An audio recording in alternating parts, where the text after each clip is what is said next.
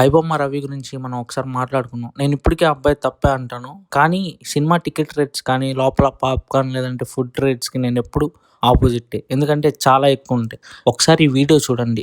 ఫ్యామిలీతో థియేటర్‌కెళ్తే popcorn rate భరించలేరు. మీరు కూడా భరించలేరు. మార్నింగ్ షో మామూలుగా 11-1:32. అవును. అంటే బ్రేక్ఫాస్ట్ తర్వాత. అవును. మ్యాట్ని 2 అంటే Lunch లంచ్ తర్వాత. ఆ. ఫస్ట్ షో 6 స్నాక్స్ తర్వాత అంటే స్నాక్స్ తర్వాత. సెకండ్ షో 9 అంటే డిన్నర్ తర్వాత. ఓకే, మళ్ళీ యాడ్ నుంచి వచ్చింది ఇది పాప్కార్న్. వేరి కమ్ము నవదీప్, శివాజీ మీ ఇంట్లో ఫ్యామిలీలు లేరా? మీరు ఫ్యామిలీలతో వెళ్తే వాళ్ళు అడగరా? తినరా? అంటే కొనుక్కోవద్దా? మేము బానిసల్లో వచ్చి మీ సినిమాలు చూసేసి వెళ్ళిపోవాలా? ఏంటిది?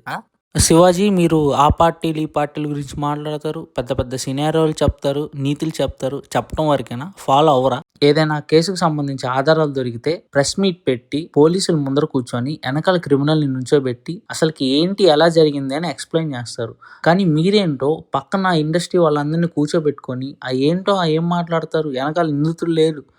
డిపార్ట్మెంట్లో ఏమైనా జాయిన్ అయ్యారా హీరోలందరూ? రవికి ఆడియన్స్‌లో సపోర్ట్ ఎందుకుందంటే, జనాలకి మీరు సమాధానం చెప్పాలి. టికెట్ రేట్స్ పెరిగినియి, తగ్గిస్తామనో ఏదో ఒక సమాధానం చెప్పాలి. రెస్పాన్సిబుల్‌గా ఉండాలి. సినిమాలు రిలీజ్ అయ్యేటప్పుడు స్టేజ్ మీద ఒక్కటే కాదు, టికెట్ రేట్‌ల్లో, ఫుడ్ రేట్‌ల్లో రెస్పాన్సిబుల్‌గా ఉంటే జనాలు యాక్సెప్ట్ చేస్తారు ఎంతో కొంత.